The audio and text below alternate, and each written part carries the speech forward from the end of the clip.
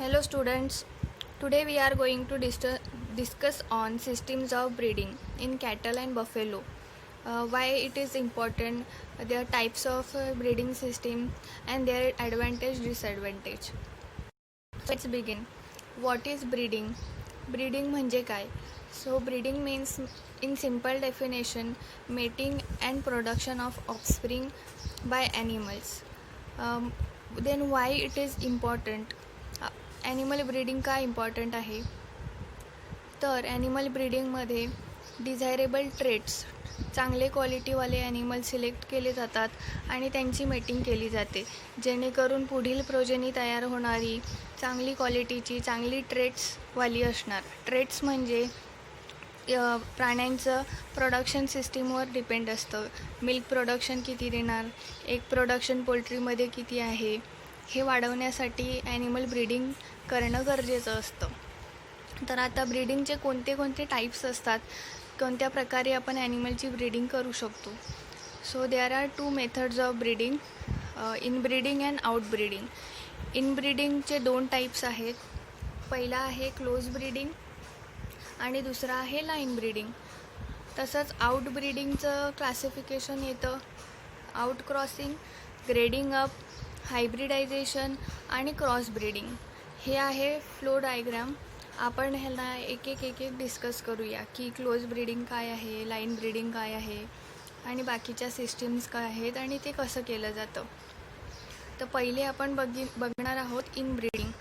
In breeding म्हणजे काय तर सिम्पल डेफिनेशन आहे ब्रीडिंग ऑफ रिलेटेड ॲनिमल्स.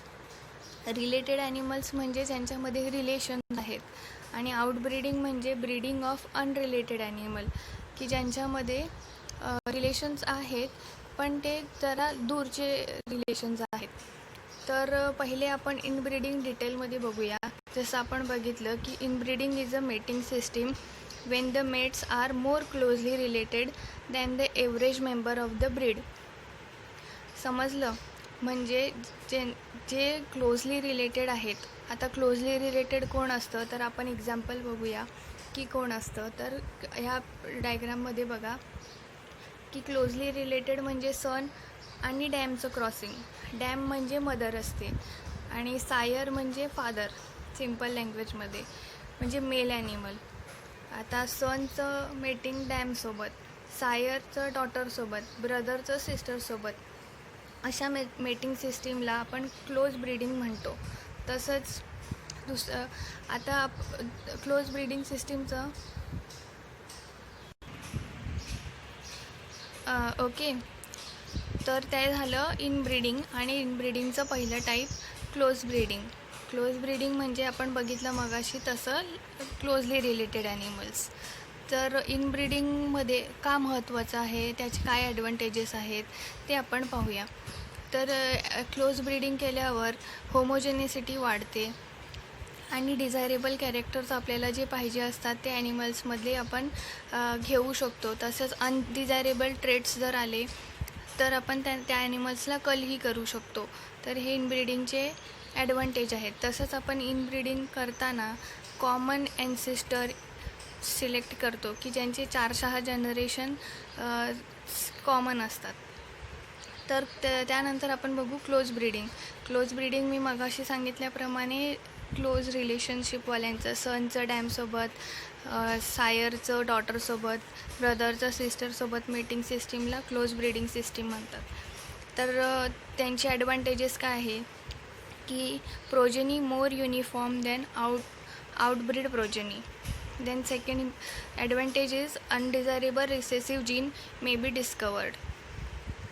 हे त्याच्यानंतर डिसॲडव्हान्टेज असे आहेत की progeny become more susceptible to disease. आता क्लोज रिलेशनशिपमध्ये मीटिंग झाली तर डिसीज कंडिशन प्रोन्स होऊ शकतात ॲनिमल, हे एक डिसॲडव्हान्टेज आहे. त्यानंतर रिप्रोडक्टिव्ह फेल्युअर होण्याचे चान्सेस जास्त असतात क्लोजली रिलेटेडमध्ये. तसंच पुढील डिसॲडव्हान्टेज आहे की difficulty to find out stages of breeding at which it should be discontinue. की कोणत्या 4-6 जनरेशनपर्यंत आपण करू शकतो पण नंतर रेकॉर्ड मेंटेन नसल्यामुळे आपल्याला नीट कळत नाही की कधी डिस्कंटिन्यू करायची सिस्टीम. तर दुसरं मेथड आहे लाईन ब्रीडिंग, जे इनब्रीडिंग टाईपचं प्रकार आहे दुसरा प्रकार. तर ह्याच्यामध्ये mating of animal of wider degree of relationship than those selected for close breeding. ह्याच्यामध्ये जरा दूरचं डिस्टन्स असलेल्या प्राण्यांची मेटिंग केली जाते, म्हणजे कझिन्सचं मेटिंग असं एक्झाम्पल आहे. सो काय इम्पॉर्टन्स आहे लाईन ब्रीडिंगचं? It promotes the uniformity in character, म्हणजे युनिफॉर्म कॅरेक्टर्स प्रमोट करते ही system.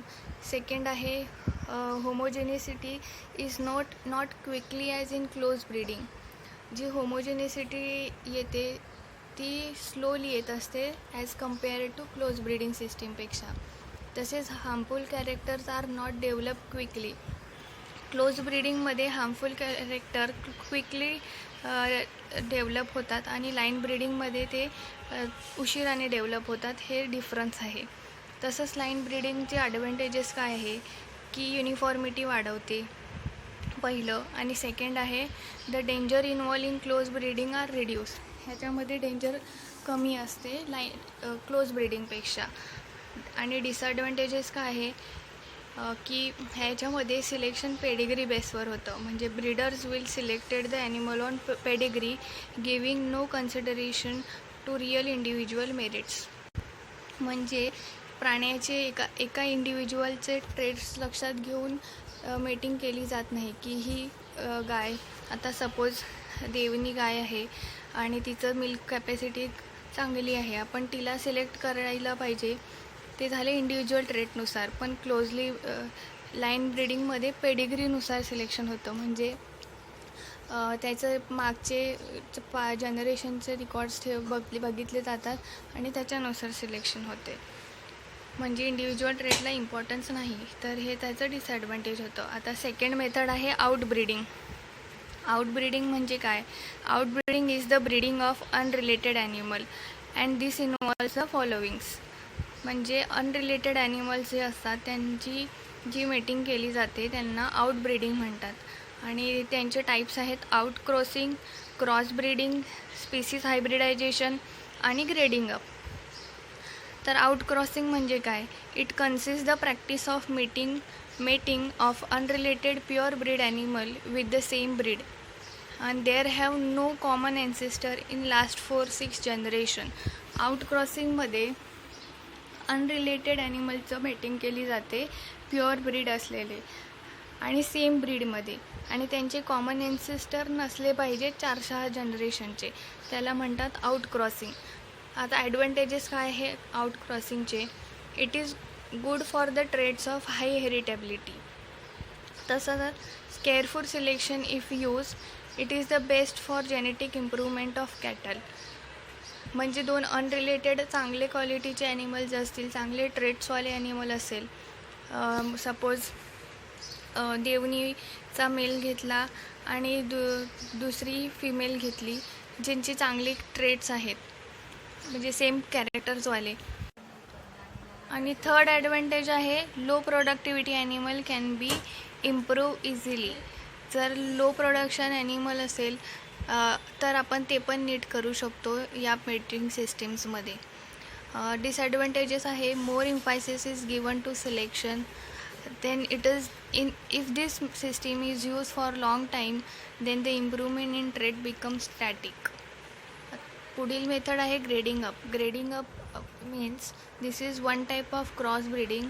The sire of pure breed is mated to female of nondescript breed. Nondescript breed म्हणजे जिचं काय आयडेंटिफिकेशन नाही आणि तिचं ओव्हरऑल परफॉर्मन्स कमी असेल. तर एक्झाम्पल आहे pure breed of Sahiwal Sair, म्हणजे मेल सहिवाल, त्याचं crossing with non describe dam. समजलं? तर ह्या दोघांची जी क्रॉस केली जाते त्यांना आपण ग्रेडिंग अप म्हणतो. आणि हे क्रॉस 5 to 6 जनरेशनपर्यंत करावं लागतं आणि 6th जनरेशनमध्ये आपल्याला चांगला प्युअर ब्रीड ॲनिमल मिळतो. ॲडव्हान्टेजेस काय आहे की rapid improvement by use of small numbers of male from good breed. Second, best method to improve the local desi cattle. Third importance आहे, it is simple, easy and cheaper method to improve nondescript animal and it help to prove quality of bull that consequently increase the market value. Disadvantages आहे, after the first filial generation the rate of improvement is very slow and therefore takes longer time as it is to be used over generation after generation. Means तर सहीवालची आपण example घेतलं की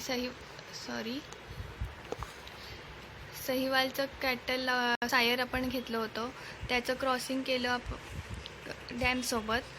एक minute. Sair आपण F1 generation घेतला, म्हणजे F1 म्हणजे पहिल्या वेळेस मेटिंग सिस्टीम ही वाली सायरचं आणि डॅमचं नॉन डिस्क्रिप्ट.